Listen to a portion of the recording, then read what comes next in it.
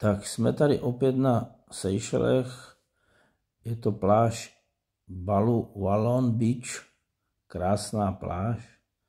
A tak jsem si šel zalítat, protože tady pořád lítají ty kaloni, kaloň velký, obrovský, má to rozpětí snad do půl metru, a tak jsem je šel do korun najít.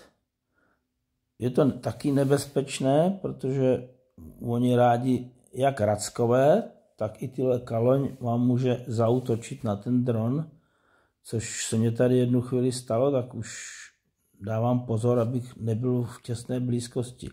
Ale dostal jsem se do korun tam, pak tady, že jsem je aj označil, že krásně jsem je našel. Nechtěl jsem je rušit, tak jsem rychle odletěl pryč, ale co se mně stalo, tak když na vás nezautočí kaloň, tak na mě zaútočil roj vos, protože jsem zjistil, že mě to hlásí silný vítr, ale to nebyl vítr.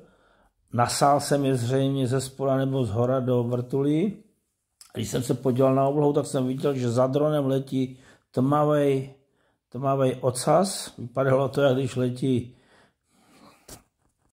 když letí kometa, tak jsem tomu rychle musel trhavými pohyby uletět, aby mě toto tak na závěr tam dávám fotky, jak mě ho zaneřádili, ale dron to ustál, přistál jsem a v celku to dopadlo dobře, tak teď už to nebudu komentovat a už jen hudbu.